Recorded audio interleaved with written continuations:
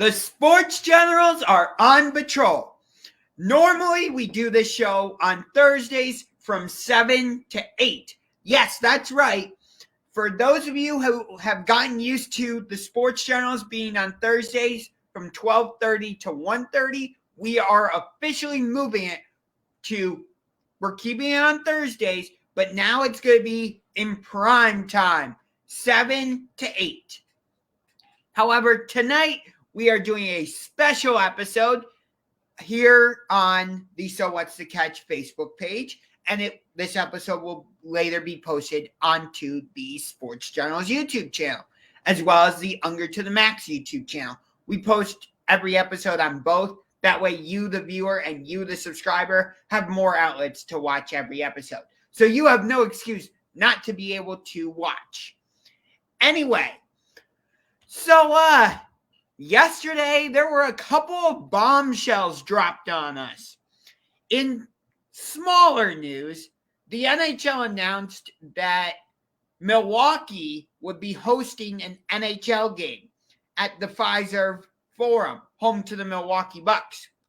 It's going to be the Chicago Blackhawks against the Minnesota Wild. So, Milwaukee does have a hockey team. It's just that it's not an NHL team. Milwaukee has a AHL team, or the American Hockey League. American Hockey League is right under the NHL. Anyway, so Milwaukee's AHL team is called the Milwaukee Admirals, and they are the affiliate of the Nashville Predators. So Jason will be in here shortly. I think he's just getting things set up. There he is. Let's bring him in, because enough hockey talk. Let's get to the main stories. No, there come on with the hockey talk. Come on with the hockey talk. I'm mad the Lightning lost. I had to get it out of the way. Hey, I'm sorry the Lightning lost. For real. I bet on them. They had a good run. Unfortunately, they went through that juggernaut, Colorado Avalanche. They destroyed them. Yeah. It is what it is, though. Hey, since Colorado won the Stanley Cup, let's just say congratulations to the Colorado Avalanche on winning your first Stanley Cup since 2001. Mm-hmm. Check this out. They only lost 4 games total in all of the Stanley Cup playoffs. 4. Yeah, they was destroying teams left and right. I've seen them put up the 7 count probably like 3 or 4 times, if I'm not mistaken. Yeah. They had a run. Yeah, in the Stanley Cup final in Game 2, they blew out the Lightning 7-0. And I look at that score and I'm like, wait a minute. You won 7-0 and you're in the Stanley Cup final? What the hell? That does not add up. Yeah, it don't add up. But again, that's probably one of the best put together teams that we've seen in recent memory, man. So I do tip my hat to them. Check this out also. They swept 2 out of their 4 series. Like I said, they only lost 4 games total in all 4 rounds. And they clinched every series on the road. That's wild. Remarkable. Yeah. It's unbelievable. So congratulations to the Colorado Avalanche. But that's enough hockey talk. They won the Stanley Cup, so we had to mention it, but we're going to move on now. Because basically we can call this episode Bombshell Special. That's why I have #bombshell news. Because while we were all chewing on one piece of gigantic news, another piece of gigantic news hit us. And it's like, seriously, I'm trying to find the damn off button on the sports world. I'm trying. Well, keep trying, because you're not going to find it. Is this the off button? No. Not going to How find about this? Is that the off button? No. Is this? No. I don't think they make one. If they do make one, it definitely broke yesterday. Most definitely. Yeah, Holy shit. yeah. It's a lot to Because, cover, bro. yeah, because for the biggest, we start with college football. UCLA and USC are coming to the Big Ten. That's so interesting. It's so weird, man. It's weird how the league we talk about college football. It's just like it's all about a cash grab. First they didn't want the kids to get paid. Now we have the NLI starting to take form. NIL. Yes, Name, NIL, and it's name all about the and money, man. And this really what this move was about because it doesn't make sense. It's geographically, weird, right? man. Yeah, Yeah, it doesn't make sense geographically because you look at the Big Ten. I'm sure I'm going to miss some teams, but you've got Northwestern, Ohio State. Oh, I'm sorry, the Ohio State because they officially got the trademarked after 3 years. But so you've got absolutely. Northwestern, the Ohio State, Michigan State, Wisconsin, Minnesota, Illinois, Indiana, Purdue, Penn State, Maryland, Rutgers, Nebraska. I think I hit everyone. Oh, Michigan State. Yeah, I think I got Michigan everyone. State. Yeah, I think you even mentioned the team up north. Yes, I Who did. cares? Who cares? um, but so that's basically all the Midwest, and then you go out and add the West Coast. I'll tell you what. I mean, we know what this is in response to because the SEC went out and said, okay, we're going to flex our muscles and we're going to add Oklahoma and Texas. Mm-hmm. Granted, I think the addition of Oklahoma is bigger because they actually know what they're doing in terms of college football. I don't think Texas does because at least All that I don't talent and they don't utilize it. exactly. I think we're on the verge of going into like the big two. I think it's We only are on track. I think it's only a matter of time before all. I don't think any of the Pac-12 teams are going to join the SEC because that just wouldn't make sense geographically. So I think all of the Pac-12 will eventually move over to the Big Ten, and then with the Big 12, they're going to be split up between the SEC and Big 10. And then same thing with the ACC. So, What I will say is, yeah, geographically it doesn't make sense, but man, I mean, this move right here specifically, like what is we doing? We're talking about California. We're talking about the when we have the Rose Bowl, right? What are we going to do with that? Okay, now Pasadena is a Big Ten field. There's so much confusion, man, with these moves, and it's all about the money. I get it, but geez, I think this should have been a little bit thought out. yeah. I'll tell you this though. Everybody's talking about the impact this has on college football for obvious reasons. College football Mhm. is like the number one sport when it comes to college athletics. I get it. But nobody's talking about like the impact this has on college basketball. Like with the addition of UCLA basketball, think about the matchups we're going to get. UCLA against Wisconsin, UCLA against Maryland, UCLA Mhm. against Michigan State, UCLA against Ohio State, UCLA against Michigan. Like in terms of college basketball, those are matchups I would love to see. Like, are they even coming up north for the winter games? You know what I mean? So it's a lot to dissect here. I don't know how this is going to play out, but I see USC being able to adapt smoothly. UCLA, I'm not sure, man. It might be a road. It might be a tough road for them to uh, adapt to. No pun intended. Um, that's why I said I'm more excited about UCLA in terms of college basketball. Hmm. With USC, I like their college basketball program, but oh my God, USC football, those matchups are going to be fantastic. It's gonna be Again, nice. you have USC against Ohio State, USC against Michigan, USC Michigan State, USC Penn State. We remember that Rose Bowl. It was Hmm. as a Penn State fan myself, I was not happy with how that game ended. But you know, can't, I don't have a time machine, so can't go back in time and change the past. I Yeah. wish time travel existed, but it doesn't. So whatever. But there's so many good matchups that can Yeah, come. it is. It's a lot of marquee matchups that's going to take place. But Lincoln Riley, okay. So think about this. We got two of the biggest college football offensive minds in the same conference, right?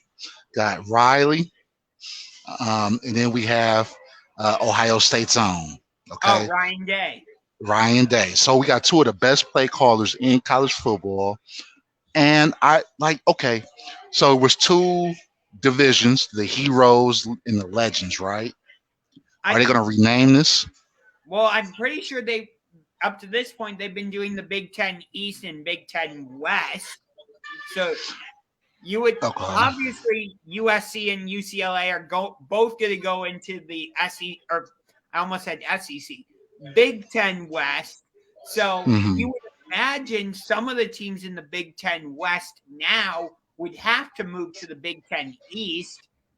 My guess, if that is the case, it would most likely be Purdue and Northwestern.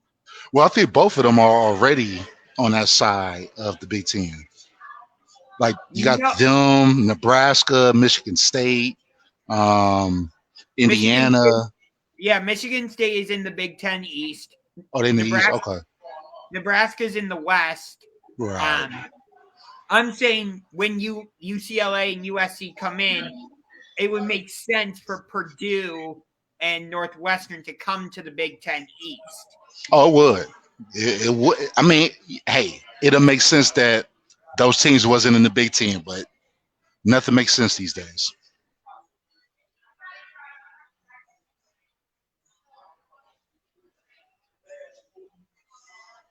And I think we have Josh froze right now, but it just seems like nothing makes sense these days, man.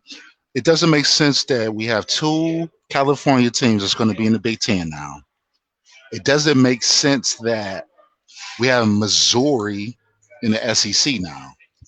Um, Maybe I'm tripping, but I think, like Josh alluded to, we are on path to having a two conference college football setup. That's the way it's starting to play out. I don't really like that per se, but it is what it is, though. I also think that um, Ohio State, right? How is Ohio State going to adapt to this? I think they should do fine. Okay. Um, we've had some history against USC. Now, let's see here. UCLA, I think we played them a couple of times. Uh, it's going to be a challenge, but we are well equipped to handle them. Now, from a Pac 12 standpoint, I don't think the Pac 12 is equipped to deal with the Big Ten. Now, on my show, on Analytics as Usual, I went into detail about this, where if you have teams that's coming from, let's say, the SEC or Pac 12, and they come up north, okay, and let's say they come around October, Thanksgiving, when the winter is a little bit different than what they're accustomed to. I don't think they could adapt to that, man. And I think this is going to be a full display. I know that their commissioners, again, it's all about the cash, right? Like, hey, I want some money. How can we get more money? We've only pocketed 300 million, but the Big Ten they doubled us, right? They did over 600 million. How can we get a slice of the pie? And if they think that just you know just this money grab is like really worth sacrificing uh, the legacy of their schools, their prestige, right? I don't know, man. Look, Nebraska's been good since Osborne was the coach, right? And they had a couple of off years. But ever since they came to the Big Ten, they haven't been good. They haven't adapted. Um, if you look at the Rutgers, right? Rutgers was dominating the Big East. Okay, came to the Big Ten. They slowly are starting to come around, but it's been an uphill battle for them. The Big Ten, even though they catch a lot of slack when it comes to bowl games, playing on neutral sites, playing in warm weather arenas, catch a lot of slack because when you eliminate the weather elements from the game, it's all about speed, right? Who's the fastest, who's the strongest, and who executes the play the best. So it's safe to say that everybody in the SEC, well, not everybody, but the majority of those teams, they're quicker. Big Ten, well, Ohio State specifically, we do a lot of recruiting in Florida. So we have, you know, let's say, took some of the speedsters from that area. Even when we had uh, Urban Meyer here, right? He always was going to Florida and get his recruits. So Ohio State has been able to adapt to the regional discrepancies. Will the Pac-10 be able to? Pac-10 has always had good quarterback play, always, right? Now, do you have good quarterback play in the Big Ten? No, not really, not really. It's rare that we have a good quarterback in the Big Ten, but Pac-10, Pac-12, that is, or let's say California specifically, that's a haven for quarterbacks. They're able to throw year round. They are able to perfect their mechanics year round outside, deal with the elements. Um, they have a prime time atmosphere out there, right? And they're known for breeding these type of quarterbacks. I'm not sure why the Big Ten struggled, specifically Ohio State, with the exception of our most recent quarterbacks. We really haven't had a history of having quarterbacks go to the NFL. I mean, we had, Krenzel. He went. He played for the Bears, I believe. Um, we had, Pryor. We've had quarterbacks go to the NFL, but they haven't performed at an all-star elite level. Braxton, he went, but he was converted to a wide receiver. Um, Justin Fields, the verdict's still out. He's with the Bears, but he showed some promises. But again, we'll see. And then there we go. We got Josh back on with us, having technical issues. Yeah, But sorry. it's all good. I had the internet go out at my house, so It's raining, man. It's bad outside. And I was just talking about just the prestige. Like, okay, Big Ten doesn't have a history of having quarterbacks go to the NFL, be all stars, right? But yeah. they do in California. So my question to you is, why do you think that might be the case? Like, why is it that, and we'll just say Ohio State specifically, why do we struggle to get those blue chip quarterbacks where they breed them? UCLA, USC. Maybe. Well, I don't know if you can really say UCLA and USC Yeah. quarterbacks. I mean, Sam Darnold went to USC, and look at him now. Or let's say Stanford. I mean, let's just say the Pac-12 in general. Okay. Yeah. I would say look at the styles of offense those teams run versus what happens here in the Big Ten. A lot of the Big Ten teams, they're not pass first offenses like what you see at. I get it. Alabama, for example, a lot of times they're a run-first team, but they still have ridiculous wide receivers. They have amazing quarterbacks, so they're going to go high in the draft. Alabama's a little bit of an outlier in that sense, Right. but and I know your question was about like USC and UCLA, but I wanted to just point that part out. Right. But again, I think it just boils down to you look at the styles of offense here in the Big Ten. I would say Wisconsin is a run-first team. Penn State, yeah, like Trace McSorley was a good quarterback, but we had Saquon Barkley in the backfield. So, yeah. Of course, he ran it more. You know, why did Michigan put a beat down on Ohio State this past season? It was because they had the horse, Hassan Haskins, in the backfield just ripping you apart. Ohio State, I get it. You guys have great quarterbacks come through there, but still, you guys like to run the ball. Am I wrong about that? No, you're right. You're right. And I think the elements that kind of dictates that, it's raining, whether it's snow, it's cold. So I think the weather absolutely has a lot to do with that per se. But still, I mean, big team. Well, let's say let me say Ohio State is probably the top three, like brand wise, right? Probably a top three school in college football. Would you agree with that? Yes, I would say USC is up there as well. Absolutely. Is that a fair assessment? Yeah, no, that's absolutely fair. So we'll say Alabama, USC, Ohio State, right? Yes. But of all of those teams. Okay, round out the top five. So we got Alabama, Ohio State, USC. I think those three you can change the order and it doesn't matter. But who would you put as the other two in that list for top five college football brands?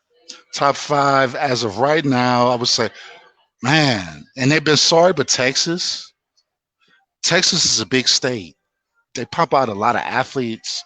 Traditionally, they are a top brand.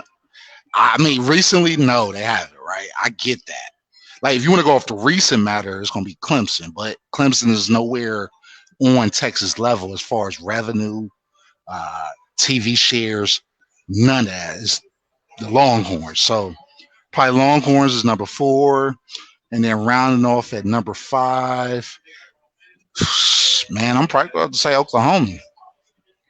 I agree with you about Oklahoma. But I'm going to give you a wild card for number 5. Okay. How about the Florida Gators? Florida Gators State, solid. So you agree with the other 4? Yes, I agree with you about Alabama. I agree with you about USC. I agree with you about Ohio State.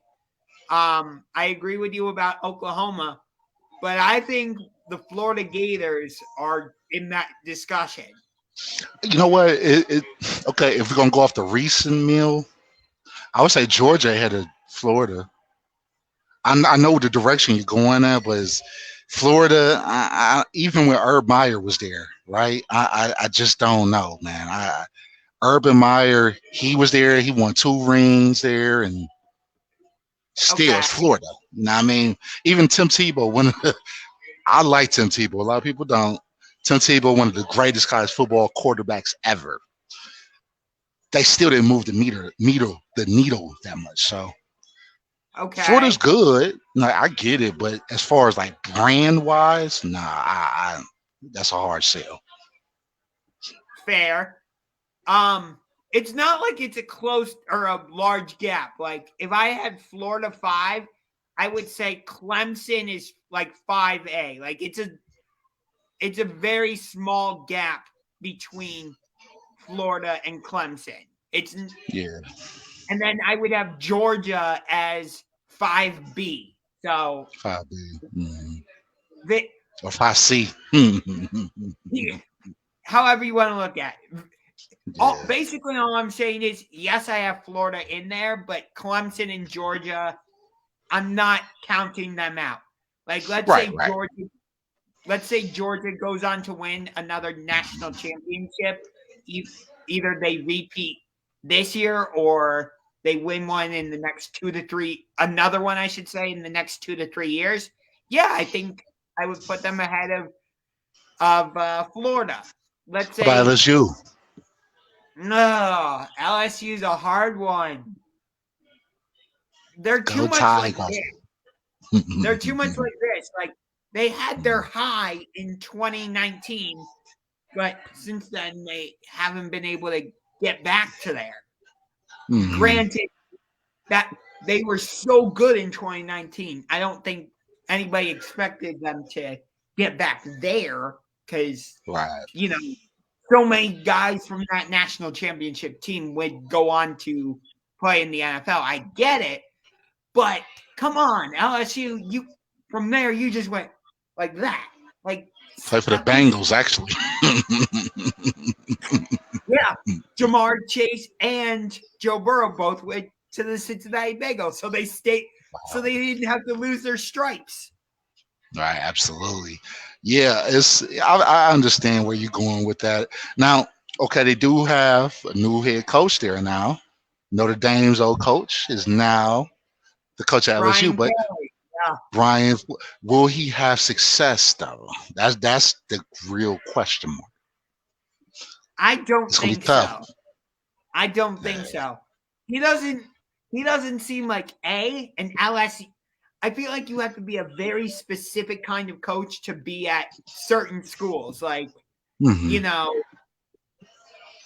like Nick Saban is an Alabama coach, obviously. Mm-hmm.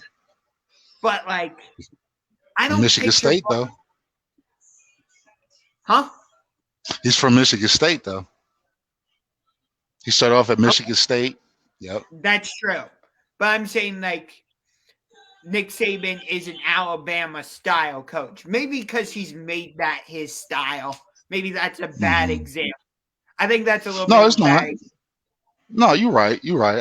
It's yeah. He's put a stamp on that team.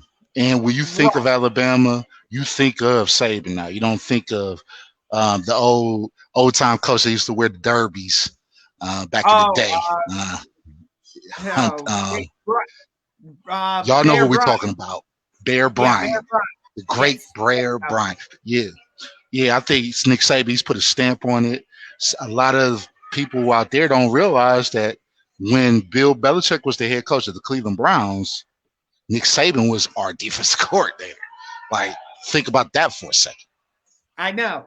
But I'm just saying, like, Saban has what kind of fit that Alabama style of Mm-hmm. coach. He Like, has. I think you have to be a a specific type of coach to be at a school like an LSU Oh, I or get you. Yeah, I'm with you yeah. with that. That was my overall point. I don't But I see wish that Brian. is.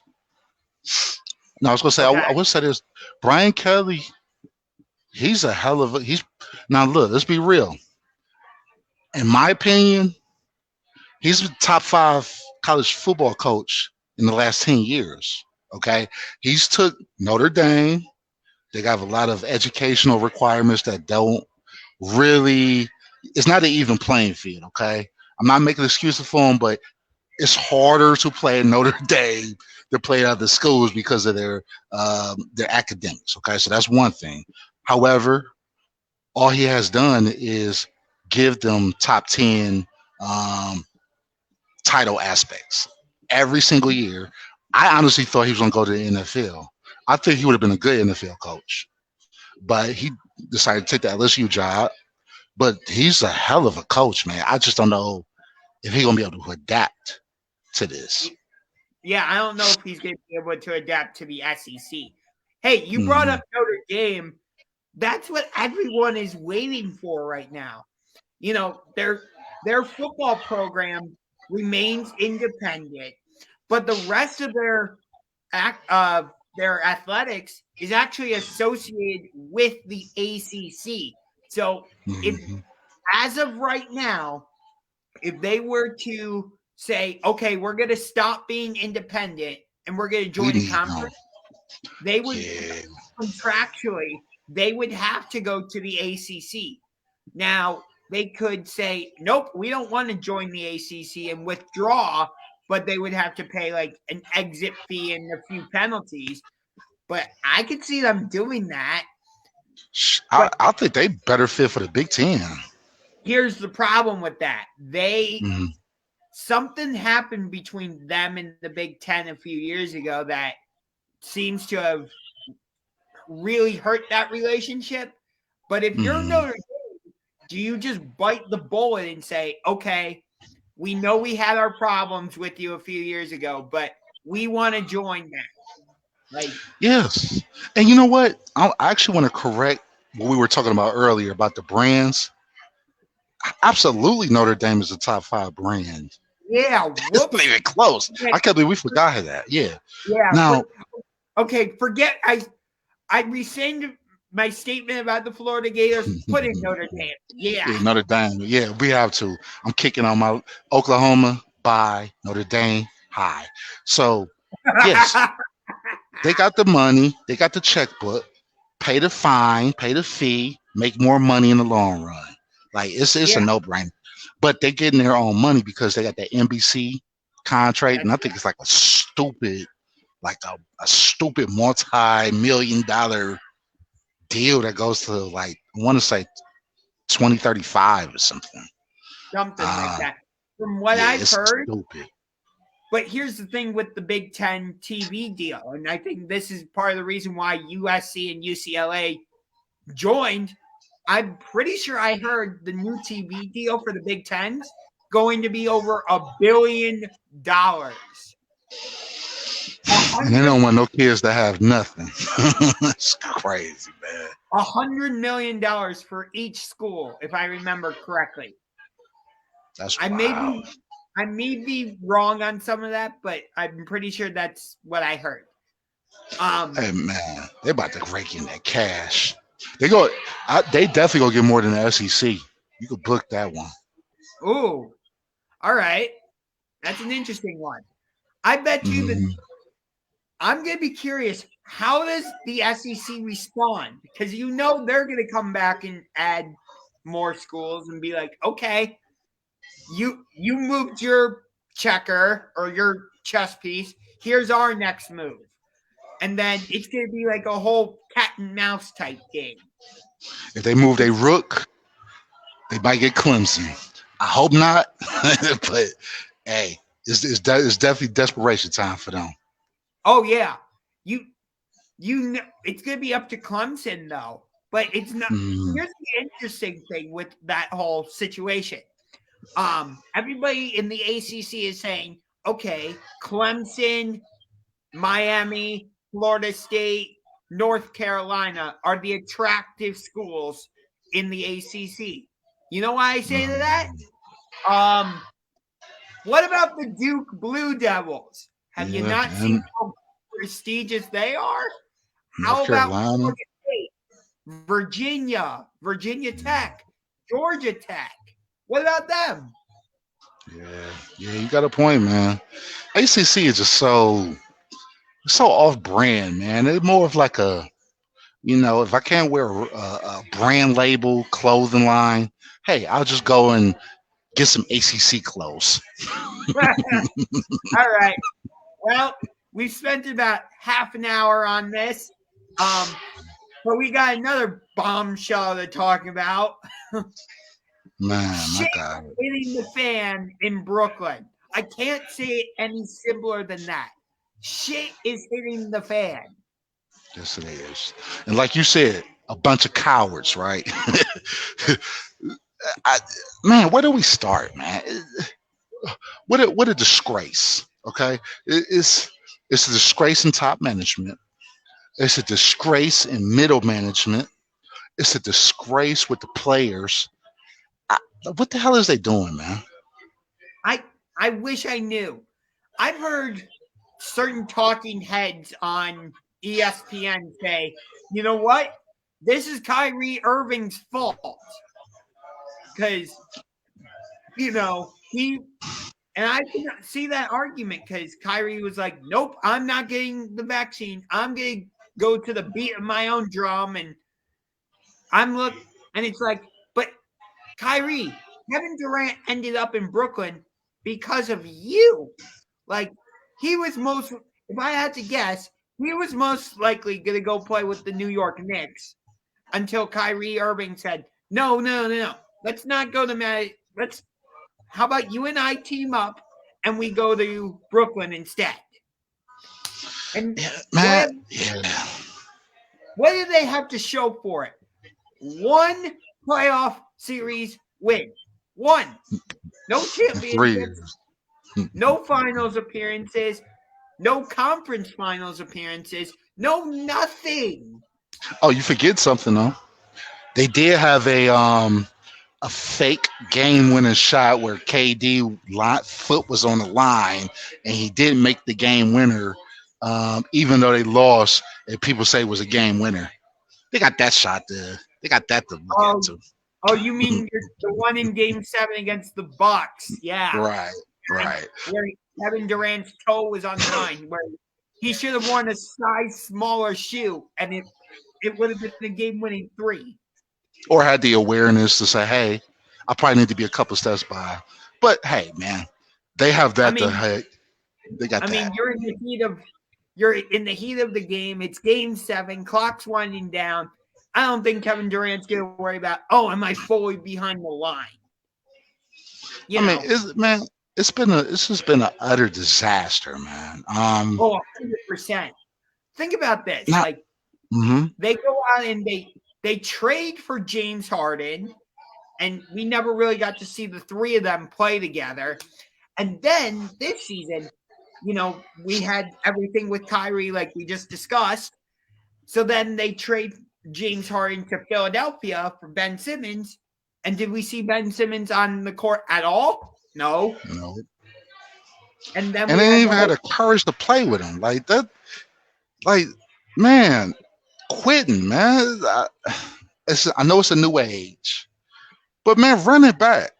Okay, this year was a disaster for you guys. You still have Kyrie, you still have fucking Ben Simmons. Excuse my French, but run it back. See what y'all got, man. Like what? Why? And not only why would you quit that after leaving Golden State, but now you want to go to the two number one seeds, right? The number one seed in the East, number one seed in the West. Suns and the Heat. Like, man, come on, man. Where's pride? Like, great Coach Kidd from John F. Kennedy High School, my head coach. He always used to have a saying, which was, "Where's your pride, son?" And that's my question to KD. Where's your pride, son?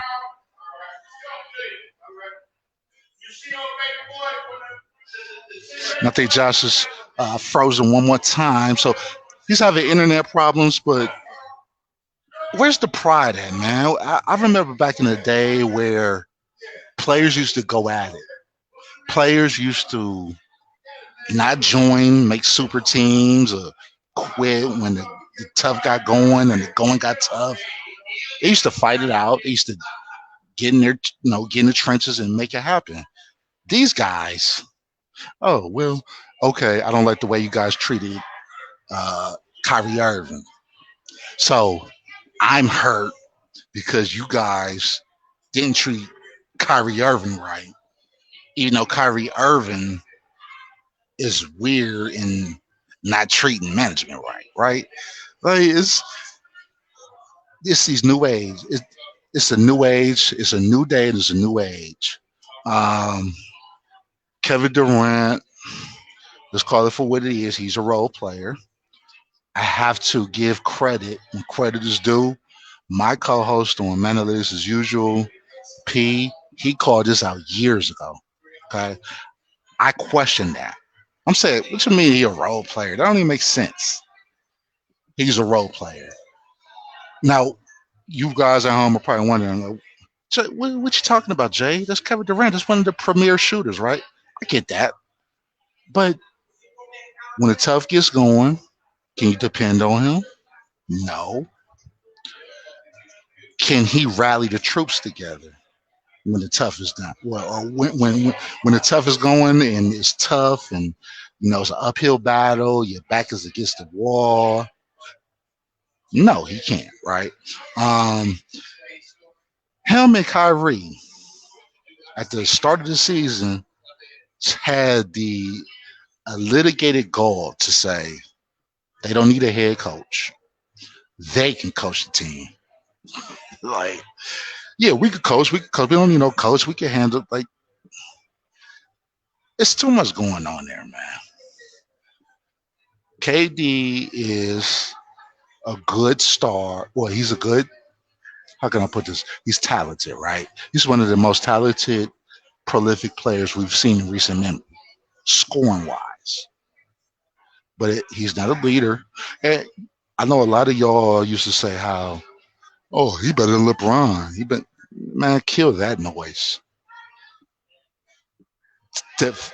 You can never even compare Kevin Durant to LeBron James, especially after this. Now, had he stayed with Golden State, yeah, did I like that move? No, I thought that was kind of, you know, thought he could have did better, but he decided to go to the 73 and 10 or 72 and 10 um, Western Conference defending champions, right? I didn't think that was good. I thought that was a hit on his image, but he got rings out of it. Then he decides to leave. Okay, I got my rings. Thank you guys. Thanks Steph. Thanks Dre. Thanks Clay. But I'm gonna handle it now. I'm gonna get my own rings, right? And he hasn't did nothing. There he goes again. Stupid Wi-Fi. We keep having power outages over here. I can't help it. It's all good, my friend. Just talking about this Kevin Durant or debacle, and you know, okay, a lot of us say that he's a superstar. I question that. One of my What? co-hosts. Oh, I do. I he's not an alpha dog, man. He's a Okay, but two. you don't have to be an alpha to be a superstar. Well, I think if you have his talent, you have to, right? You got to. It's rare I to have mean, that type of shooting ability. yeah, but yeah, he has an amazing shooting ability. Does that mean like he has No, he to be does. an He yes? does. No, so let me reword it. He has. He's absolutely one of the most skilled players we've ever seen in recent memory. I get that. I'm talking about this part, right? The dog mentality, the Jordan, the Kobe, that part. He absolutely does not have that. He has to Wow. go to a situation that's great already to win. Okay, now let's say this. Let's say he went to Brooklyn. Let's say they won two rings, right? Or a ring. We're probably having a different discussion about his legacy, but he So didn't. you're so it sounds like you're kind of basing this on him going to Golden State after they had already won the 73 games. And it sounds like you're basing this off of where he wants to be traded to, Phoenix or Miami. Guess who was the two Ding, ding, ding. who was the number one seeds? Miami Ding, and ding, Phoenix. ding. Granted, neither Right. one of them ended up in the NBA finals, but still. But That's I just, get it. I it's get it. Like wild, man. even when he was with Westbrook in Oklahoma City, it was Westbrook who was the alpha. It was Yes, when he went to Golden State, it wasn't Durant's team. It was Steph's team. it was. And I it agree still with you. is. Like when he went to Brooklyn, he wanted to try and make it his team. But yeah, I've never seen him be the leader. Like, okay, give me the ball and get out of my way. Or he did that a couple times in the finals against the Cavs in 2017 and 2018. But for the most part, I don't know if we've seen that from Durant where it's like, get the hell out of my way. Give me the damn ball. Exactly. Exactly. And that's what I'm talking about. It's like, okay, you are a great scorer. You're a great piece to a championship, but you aren't the main catapult to get to that championship. And I think that's probably the best way to word that. I still think he's a superstar, hands down. No questions asked. Hey, I'm on the fence with it, man. I mean, again, superstars, right? Look, and I got my own equation to this, right? And just hear me out on this. I believe, okay, a star, like, if we're gonna do this, just to break this down in layman's term for the fans at home, a superstar equates to two good players on one team. You following me? So if I got a Yeah, regular player, he already whatever, whatever. But if I got an all-star, two players, he's worth two players, right? So max deal. If you're a superstar, that's LeBron territory, right? That's three play. I think LeBron's worth three players, right? Superstar status. I break it down a little bit more in detail on my show, but Durant is a star. He's absolutely a star. I'm not gonna fake the funk on that. One of the best scores we've seen ever. But he ain't got the dog mentality. I won't put like if all the chips is on the table and we have an injury and it's come down to just him leading us. I'm not banking on that at all. I mean, we did see that kind of play out in that second round series against the Bucks. If Butler goes out, if he goes to Miami, right, and Jimmy Butler goes out, they're not winning. Or if he goes to the Suns and Booker's out, they're not winning. Can you agree with that? Yeah. So, Hey, so that's what I mean, man. Yeah. did you see what Rudy Gobert? Did you hear about this Rudy Gobert trade? That's ignorant. What? Well, it's a couple of things I want to talk about, but yeah, let's talk about Rudy Gobert first. Yes. I trust me. I know the Kevin Durant story is big. We could do a whole hour just about that. Seriously, we could do a whole hour about the first two topics that we talked about. You see, the state of college football, and we could do a whole hour about Kevin Durant. No problem. It's just that there's so much to talk about. We got to try and fit it all in within an hour. Hey, maybe in the future we'll look to extend this show to an hour and a half. Yeah, I'm with it because I got a So, therapy session. I know it's not Thursday, but I got a therapy Thursday with Zach Levine. But again, we'll talk about Rudy Gobert first. I got a lot of questions. by the way, if you missed the beginning of the show, this is just a special that we're doing. We are remaining on Thursdays for the future. However, we are permanently moving to prime time. From now Prime on, time. the Sports Generals will be Thursday night from 7 o'clock to 8 o'clock. Moving Yes, forward. sir. Again, this is just a one-off. So now we have So What's the Catch as our daytime show on Wednesdays from 2 to 4. And then we have the Sports Journals on Thursday nights from Prime 7 time, baby. Get it? Got it? Yes, sir. Okay. Now back to your regularly scheduled program. Hopefully no more power outages. Again, Yeah. I apologize about that, but there's nothing I can do. I'm not Mother Nature. I'm just It's little damn old sure me. no. It's damn sure no cash outage in the NBA. I'll tell you that much. Oh no. I'm wondering what I'm looking at this fit for Minnesota. I don't get it. I don't get it at all. I don't get it either. I don't get it either, man. I'm with you on that. Well, damn, I don't get it. And they just supermaxed Anthony Towns. So I don't know what the hell is going on, but it's kind of weird, right? If anybody was going to make the move for Gobert, I thought it would have been Dallas, but they didn't. But man, I think they gave up too much for him. Yeah. Like they gave up like 5 or 6 players and then like 4 or 5 draft picks. Like, really? And I'll tell you another reason why that the move doesn't make sense besides like the haul that Minnesota gave up to get him. You look at the rest of the NBA, they're not going in the direction of 2 big men. I know Got it. Boston did that to get to the finals. The Cavaliers do it. I get it.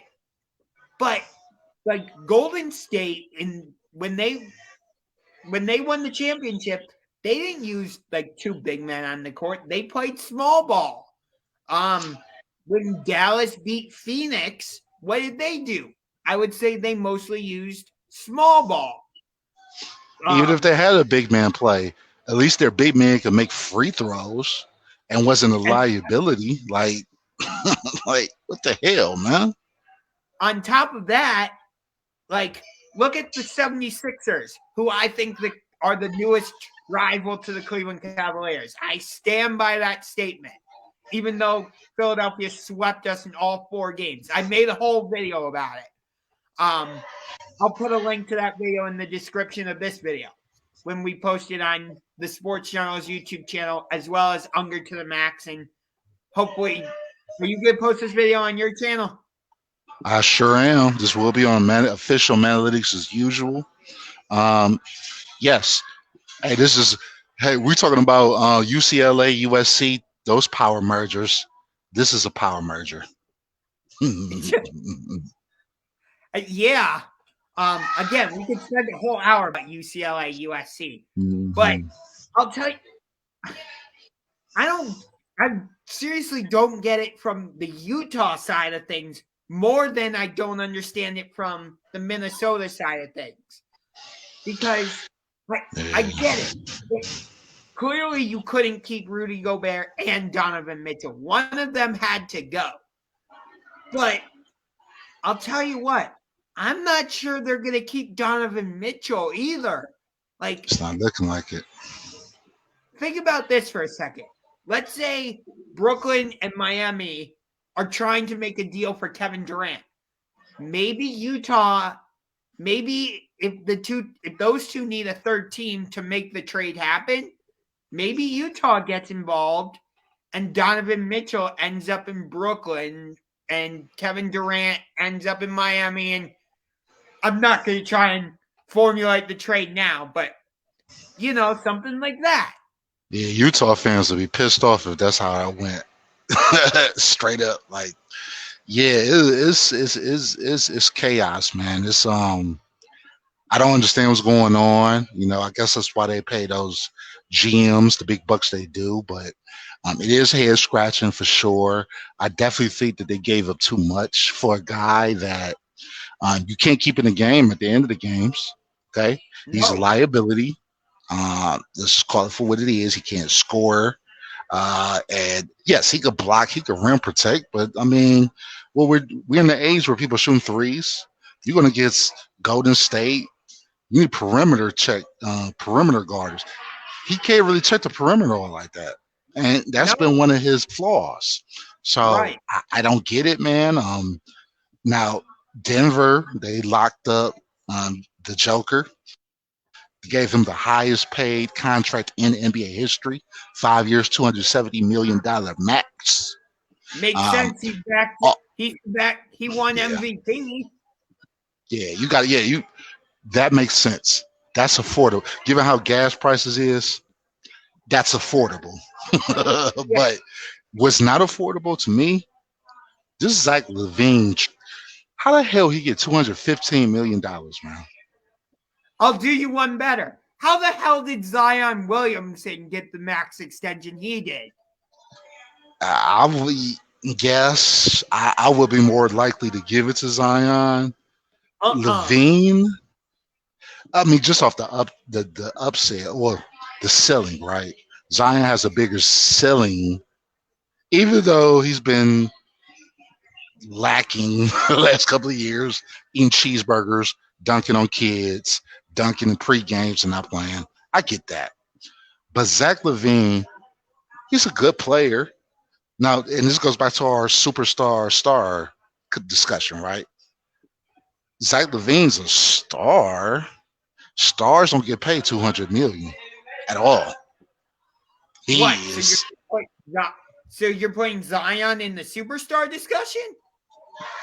no, no, no. Don't trick me up there, because I tricked myself up there.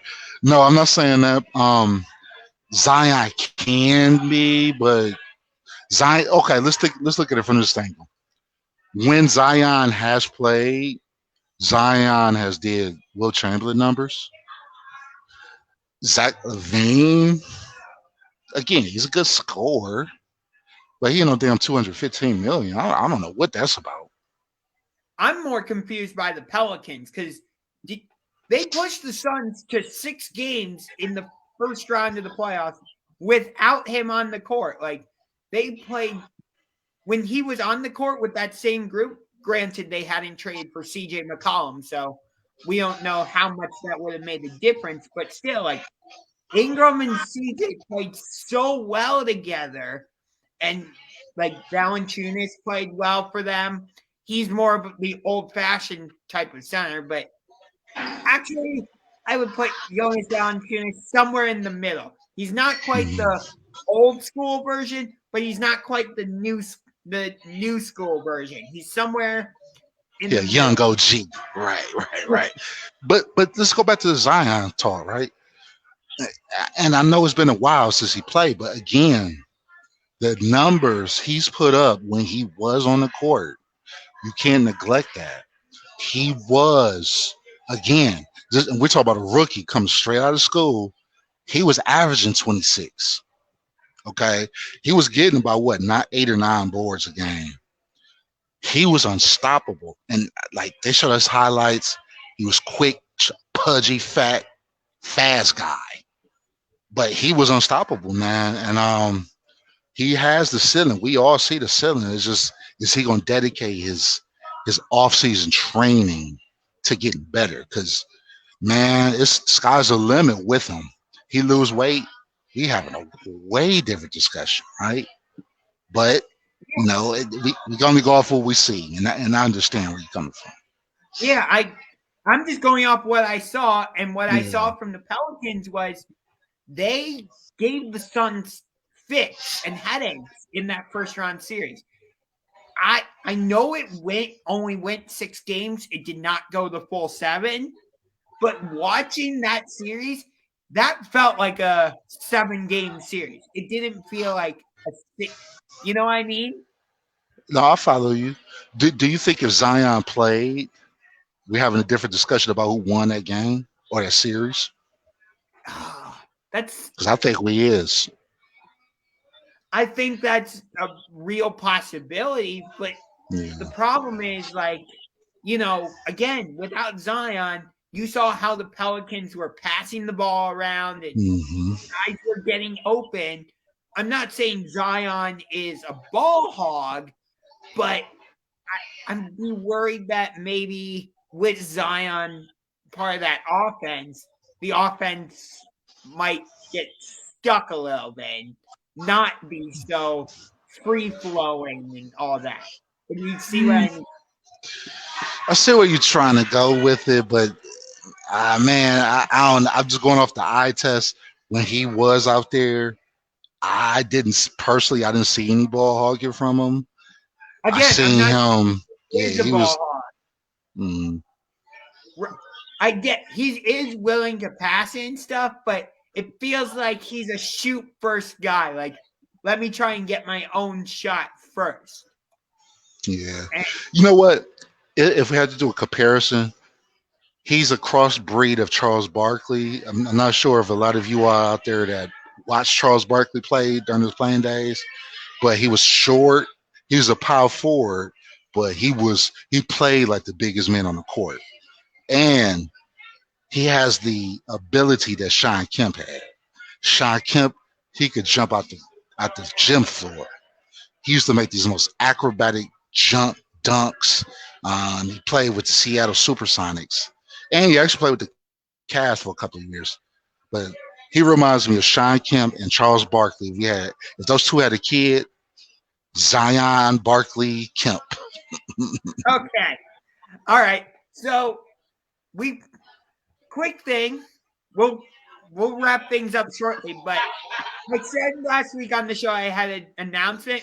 Here it is. On Sunday, I am going down to the IndyCar race at Mid Ohio at the Mid Ohio Sports Car Course in Lexington, Ohio. So basically in the middle of nowhere.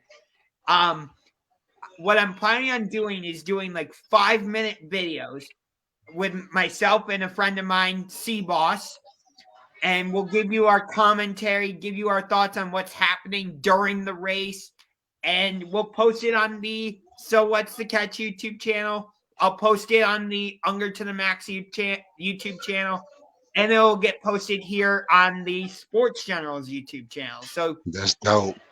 yeah. I'm not going to be going to that type of event. I'm questionable about going to the Cap Outside boat ride this Sunday. The Good Time 3. We have this event every single year. This year, nothing short but spectacular, sold out. If I go, we could probably do another chat similar to this, man. I'm down because I'm gonna have my stuff with me. Yeah, Sunday is when the race is, so I'll be down at Mid Ohio basically all day. So I don't know if I can do that. Okay. But you had your therapy Thursday, or I don't know what we'll call it since it's Friday. But somebody What the F Fridays? What the F Friday? What the F Fridays? Here's mine. Somebody in the not in the UFC, my bad. Somebody in the WWE royally screwed up. Because get this. Originally, WWE Money in the Bank, that's their next big pay-per-view. Oh, wait, I'm sorry. It's now called Premium Live Event because that's what their WWE wants to call them now. Originally, Money in the Bank was going to be at Allegiant Stadium, the home of the Raiders in Las Vegas. Well, they didn't sell enough tickets, so they moved it to the MGM Garden Arena, whatever it's called.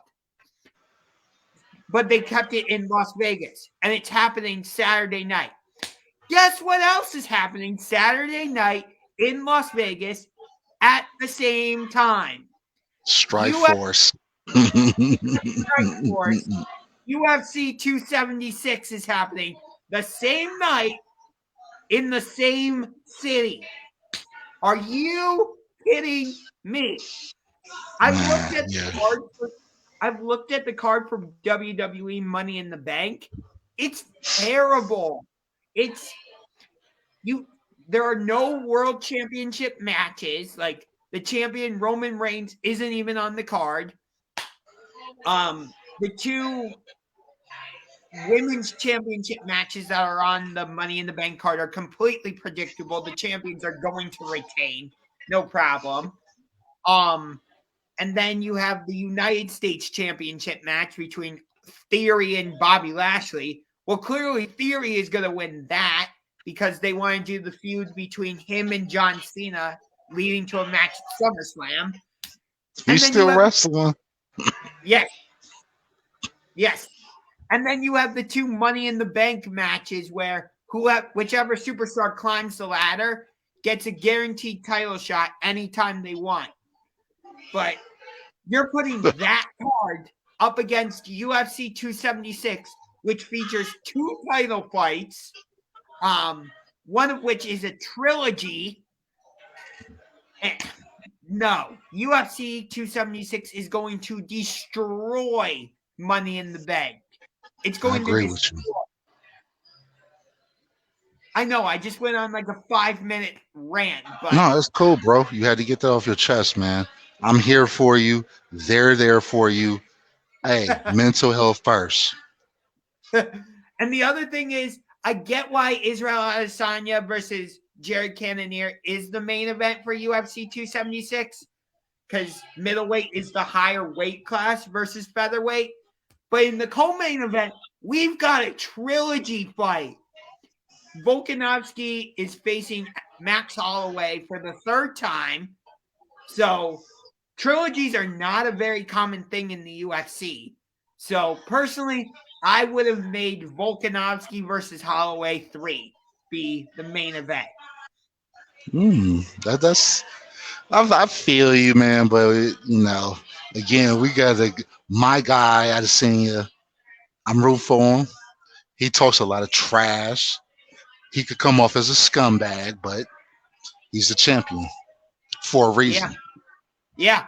So we will discuss all of that and much more on next week's episode of the Sports Generals.